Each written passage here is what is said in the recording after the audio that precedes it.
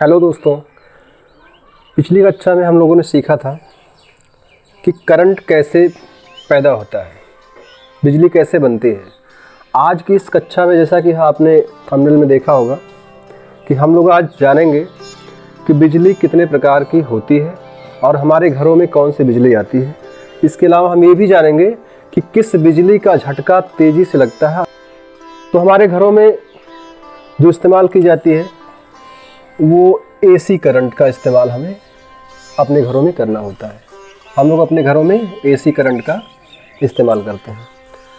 बिजली दो प्रकार की होती है, आपको पिछली कक्षा में पता होगा, एसी और डीसी। एसी मतलब अल्टरनेटिव करंट और डीसी मतलब डायरेक्ट करंट। एसी का जो ग्राफ होता है, एसी का जो पावर होता है वो कैसे चलता है। एसी करंट का फ्लो जो होता है वो कुछ इस प्रकार से चलता है, इस तरह से। मतलब एसी करंट एक बार ऊपर की तरफ जाता है, उसके बाद एक निश्चित बिंदु तक जा करके उसके बाद फिर ये नीचे आता है, ऐसे ही ये फिर नीचे आ जाता है। फिर इस तरह से इसका ग्राफ क्या करता है, यहाँ पर कटता रहता है इस मिडिल पॉइंट पर। एसी करंट जो होता है वो कंटिन्यू नहीं चलता है। ये हमारे घरों में जो उपयोग किया जाता है बिजली, ये इसकी फ्रीक्वेंसी होती है 50 हर्ट्ज तक। 50 हर्ट्ज। हर्ट्ज क्या होता है? 50 हर्ट्ज मतलब कि क्या होता है कि किसी चीज़ को किसी फिक्स पॉइंट पर या किसी फिक्स टाइमिंग में कितनी बार वो हो रहा है। हमारे घरों में जो एसी करंट का फ्लो होता है वो क्या होता है कि एक सेकंड में 50 बार वो हाई होता है, 50 बार लो होता है। और एक चीज़, 50 बार वो जीरो भी होता है। मतलब कि हमारे घरों में जितने भी सिस्टम लगे हुए हैं, पंखा हो गया, टीवी हो गया, कूलर हो गया, जितने भी यूजफुल सामान हमारे घरों में करंट से चलने वाले हैं, एसी करंट से, वो सभी के सभी ऐसे बनाए गए हैं, ऐसे मॉडल में जो 50 बार हाई और 50 बार लो और 50 बार जीरो करंट पर वो फ्लो करते हैं, चलते हैं। इसीलिए आप देखते हैं कि बिजली कंटिन्यू चल रहा है, जबकि वो 50 बार जल रहा है, 50 बार बुझ रहा है, और 50 बार तेजी से जल रहा है और 50 बार स्लो जल रहा है। हमें पता है कि अगर कोई घटना 12 बार लगातार हो जाए एक सेकंड में तो हमारी आंखों को साफ दिखाई नहीं पड़ता है। और अगर किसी चीज़ को 50 बार इस तरह से कर दिया जाए, किसी घटना को 50 बार एक साथ कर दिया जाए तो दिखना बिल्कुल आसान नहीं है, क्योंकि हम लोग माइक्रोस्कोपिक तो है नहीं, हमारी आंखें माइक्रोस्कोप की तरह तो है नहीं जो कि हम देख सकते हैं आसानी से। इसलिए क्या होता है, मान लीजिए ऐसे हमारा हाथ इस तरह से अगर 3 से 4 बार एक सेकंड में करें तो हम बढ़िया से नहीं देख पाते, ऐसे धीरे धीरे करें तो देख सकते हैं, अगर इस तरह से जल्दी जल्दी करें तो नहीं दिखेगा। तो इसी वजह से जो बिजली होता है, जो करंट होता है, वो एक सेकंड में जब 50 बार हाई होता है, 50 बार लो होता है और 50 बार जीरो, इस पॉइंट पर आकर के इसकी वैल्यू जीरो हो जाती है। इस पॉइंट पर आकर के इसकी वैल्यू जीरो हो जाती है। यहाँ जा कर के 50 बार हाई, यहाँ पॉइंट पर जाकर के एकदम हाई होता है, यहाँ से ये नीचे आता है तो लो होता है, फिर यहाँ आता है जीरो होता है। ये क्रिया लगातार चलती रहती है। यही वजह होता है कि जब किसी को करंट का झटका लगता है हमारे घरों में तो क्या होता है, झंझनाने लगता है इस तरह से बहुत तेज़ी से। और जितना ज़्यादा झंझनाहट होगा हमारे बॉडी में उतना ज़्यादा क्या होगा, हमें बिजली का झटका तेज़ी से लगेगा। क्योंकि अगर वोल्टेज ज़्यादा है, वोल्टेज क्या होता है, प्रेशर ऑफ करंट, अगर करंट का प्रेशर ज़्यादा है तो हमें बिजली का झटका तेज़ी से लगेगा और हमारी बॉडी में झंझनाहट तेज़ी से होगा। इसी वजह से अगर हमारे शरीर में करंट का प्रवेश होता है तो हमारे शरीर को एकदम झंझनाहट होने लगती है और हम आसानी से छुड़ा नहीं पाते उसको।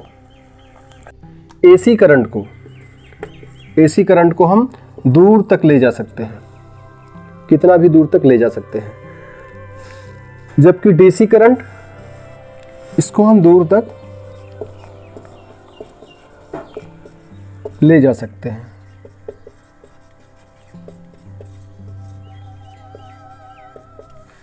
यही डीसी करंट का जो ग्राफ होता है वो कैसा होता है।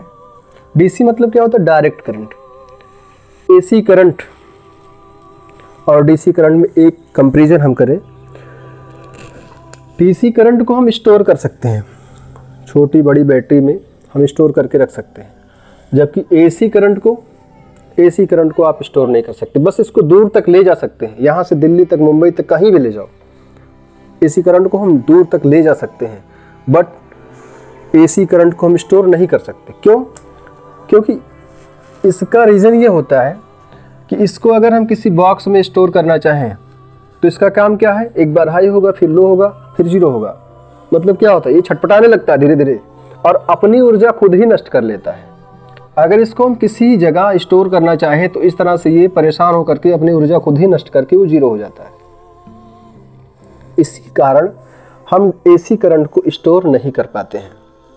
और दूसरी बात, एसी करंट का एक बार हाई, एक बार लो, एक बार जीरो होने की वजह से इसका हम एकदम एग्जैक्ट वैल्यू, फिक्स वैल्यू नहीं निकाल पाते हैं। इसका हम, जो फिजिक्स के स्टूडेंट होंगे, जिन्होंने फिजिक्स पढ़ा होगा, वो जानते होंगे, इसका हम जब भी वैल्यू निकालते हैं रूट मीन स्क्वायर में निकालते हैं, रूट मीन स्क्वायर वैल्यू निकालते हैं, क्योंकि इसका प्रेशर ऑफ करंट हमेशा कभी बढ़ता है, एक बार हाई होता है, एक बार लो होता है, एक बार जीरो होता है, फिक्स होता नहीं है, इसलिए इसकी हम फिक्स वैल्यू भी नहीं काउंट कर पाते हैं। तो एसी करंट का झटका जब किसी व्यक्ति को लगता है तो पूरे शरीर झंझना जाता है और एसी करंट का झटका पूरे बॉडी के प्रत्येक अंग को एकदम हिला के रख देता है, इसीलिए इससे खतरा कुछ ज़्यादा ही होता है। कई लोगों का अपना अपना मत है, कुछ लोग बोलते हैं कि डीसी करंट से ज़्यादा नुकसान होता है, कुछ लोग बोलते हैं एसी करंट से ज़्यादा नुकसान होता है, लेकिन मेरा अपना मानना है, और आपको भी महसूस हुआ होगा कभी, एसी करंट का झटका जब लगता है तो लोगों का पूरा बॉडी एकदम से हिल जाता है, लीवर, किडनी, फेफड़ा, सब कुछ जितना भी है आसानी से डैमेज होना शुरू हो जाता है। क्यों?